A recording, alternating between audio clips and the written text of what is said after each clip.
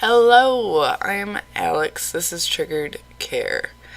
In this video, I'm going to talk about my employment experiences, all the jobs that I've had, what I experienced with my PTSD and my jobs, when it really became ignited, and then how pretty much the process of me going on to disability and realizing that I can't work. So, let us get into it. My first job I got when I was 12 years old as a nanny for 3 boys for a lady that we knew from church who needed a nanny.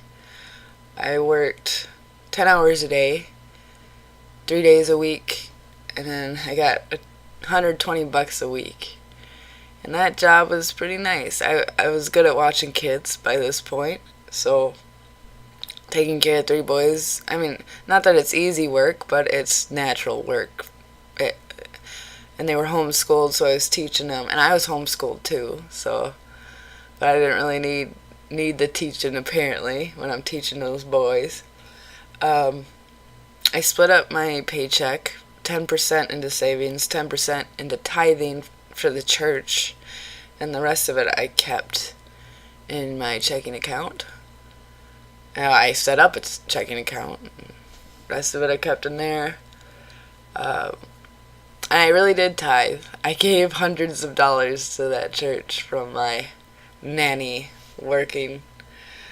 And then pretty much what I used the rest of it on, like my disposable income, I saved it up. And then I went to Montana with my best friend and her family. And I gave them a couple $100 to drive me around for gas, all of that stuff. So that was a good vacation that I kind of got from that job that I don't think I could have gotten any other way, I suppose. But yeah, nannying for the boys, it was pretty easy. I helped them do chores, I helped them with their homework, I tried to keep the house somewhat clean. And then the parents were pretty cool people. I liked them a lot, so we got along good. My next job I got end year of freshman high school days. So that's a few years later that I started that job, and I was a fast food employee. And then I got trained to open pretty quickly. Actually, I think I had to wait till I was 16 to open, so it wasn't 6 months until I started opening. And then I opened for those 3 years that I was in high school on the weekends. I never slept in. I woke up at 4 o'clock every weekend to get to work and open and all of that stuff. And then college time, I went to closing shift. And this fast food job, is the first place that I really started noticing my hallucinations were out of place because of the type of hallucinations I have. The first ones that I really noticed was cats. I would see cats everywhere. One time I was driving home or whatever, and I saw 3 cats run from my passenger seat, like up from the ground, past my passenger seat, into my back seat while I'm driving. And that scared the shit out of me. I pulled over, and I went into the back seat, like, how the fuck did these cats get in here? And there's no cats. And then the time fairly close to that, when I first started figuring out that I saw cats as a hallucination, I saw a cat on the countertop at work while I'm opening with my manager. And that's during high school, probably the second year of me opening. And I saw a cat on the counter, and it jumped down into the lobby, and I'm like, "Manager, there's a cat in the restaurant. I have no idea how it got into the restaurant." So my manager came up, and she's looking for this cat, and I saw a huge, like, tomcat. And she's looking for the cat, and she's like, "Alex, there's no cat." And I'm like, oh, I'm sorry. And then around the same time is when I started noticing people hallucinations. And the same thing where I'd be at work and I'd be looking up by the counter and I'd see people walk in. So I'd be like, hey, we have service. My manager would go up there and be like, no, we don't. We don't have a service. It's like, oh, shit. Okay. And pretty soon I just stopped announcing, because when you first start heavily hallucinating and you're being proven wrong, or like, oh dang, that's not really there, is it? You get it's like a shame thing where you don't want to talk about it.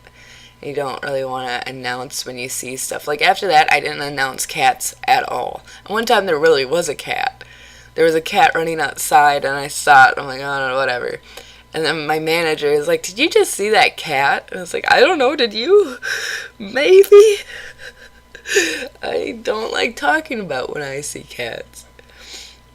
And then once college started, the hallucinations kind of got more severe and more all the time. Just all the time hallucinations of sometimes I'd hear somebody whistling a song. Sometimes I would start talking to a coworker or a manager, and then the real person would come out of the freezer or whatever, catch me talking to my hallucination, and be like, Alex, who are you talking to? It's like, ah, shit, I'm just talking to myself, apparently. And I've had such vivid hallucinations, like where I walked past someone and like brushed against them, and then it turned out that that wasn't really them, they were really somewhere else, and it's like, what the fuck is going on, brain? What else? I was also really sick near the end of my employment at the fast food place.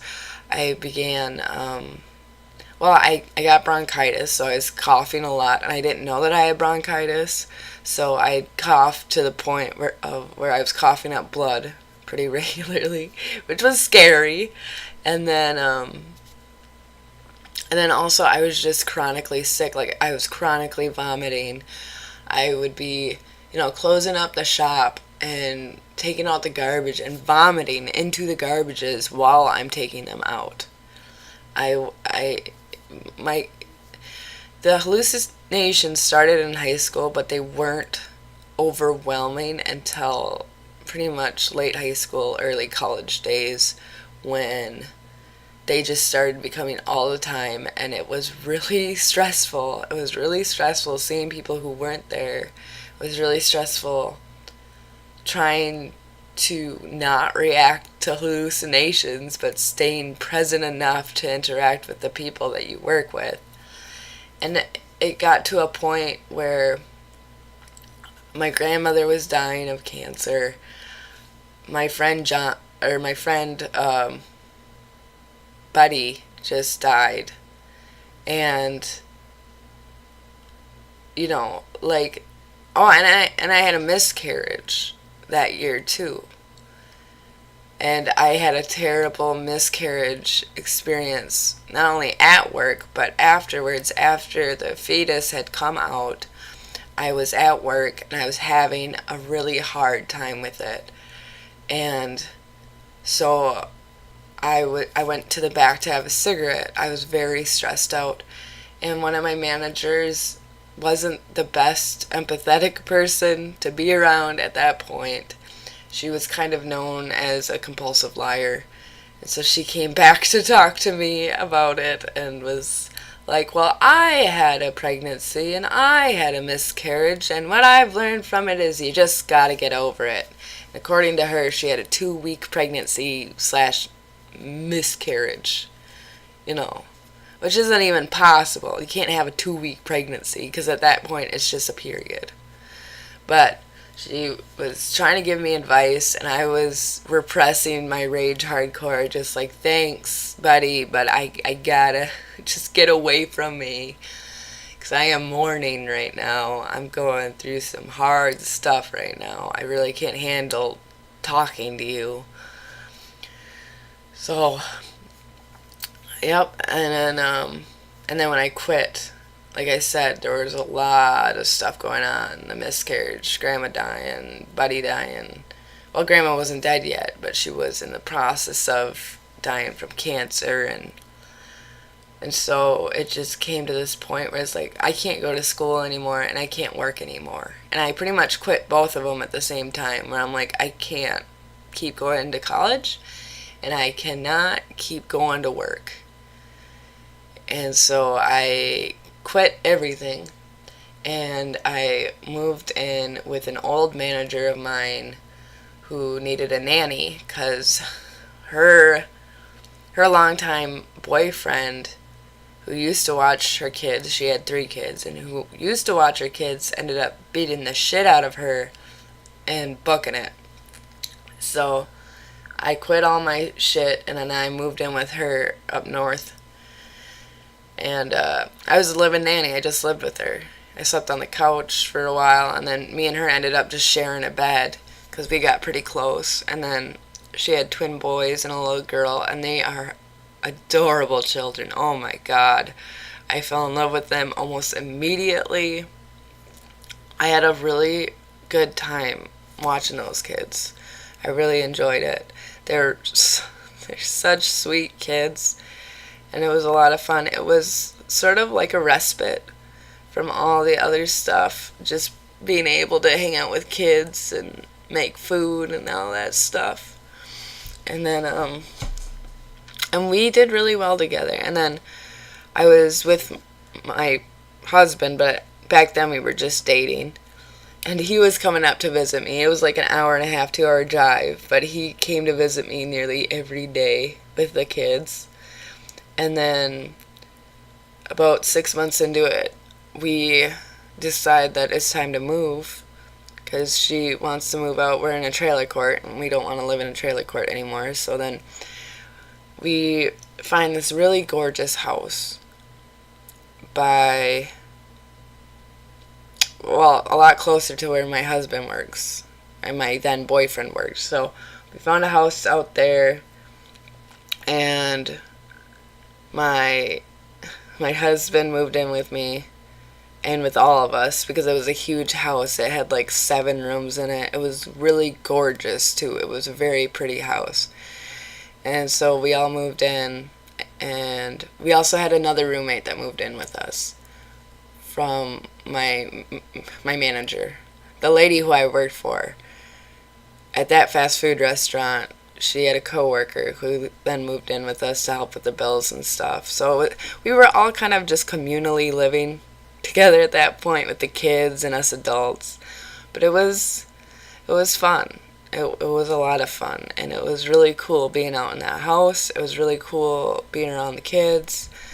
And but then I stopped being a nanny eventually because she got a boyfriend, and then some issues came up between us about paying rent and all of that stuff. And so that kind of ended on a sour note because of financial stuff, which is really freaking unfortunate because I love that family so much. So when we split ways, that kind of broke my heart a bit. And then I didn't have another nanny job at all, actually. I did babysit from time to time for another coworker of mine, old coworker of mine. She had 3 kids, so I'd watch them every so often. And then we moved to an apartment place, and our neighbors had a kid. So I would babysit for them pretty much every day. I was babysitting for them because they both had to work.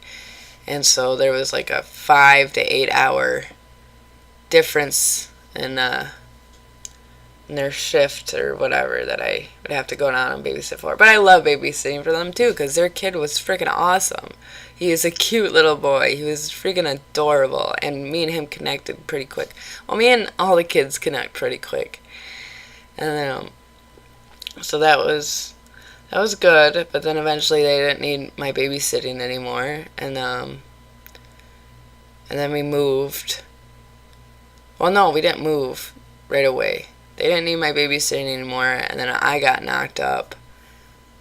And then I didn't have another babysitting job until after my son was a year old. And then pretty much like my sister-in-law, it's my best friend's sister-in-law, but she's pretty much my sister-in-law too at this point. She had a new baby, and she works like crazy. Both her and her husband work crazy hours. So then she would drop the baby off with me. And so my son and pretty much his cousin, I watched them for about a year. And oh my God, I fell in love with that little girl. I'm still in love with her. Whenever she sees me and I see her, it's like we run to each other. Like we've missed each other for so long. She still remembers me. She was calling me Mama for a bit. Not too long ago, because we connected really well. And I really, really love kids. I love playing with them. I love talking to them. And then it was in that time that I was on disability, pretty much after the apartment babysitting gig was when I started going to therapy. I applied for disability only because my therapist was really adamant about it after I got diagnosed with PTSD. Because one of the things that we talked about when I got in there was, she's like, well, what do you want? What's a goal that you have? And it's like, well, I would like to get a job. I've been out of work now for a couple years, and I feel like I need to get a job. And then I got diagnosed, and she's like, Alex, I don't think you can get a job quite yet. I think maybe we should put that one on the back burner, and you should apply for disability. It's like, I don't think I'll get it. It's like, just try it, and if you don't get it, no harm done. And it's like, fine, I'll try it. I applied, and I was fortunate in my experience with it, because they granted me disability pretty freaking quick. And I think part of that is just my psychosis that I have. I have pretty severe psychosis. And so people look at that and they're like, oh yeah, she's disabled. Which, I don't know, it sucks having psychosis. But so that was my employment stuff. I was just checking, and yeah, that's all of it. That's all I got for my jobs and whatnot. If you got employment stories, feel free to share. If you have disability stories, feel free to share. So I will catch y'all later. Have a good one.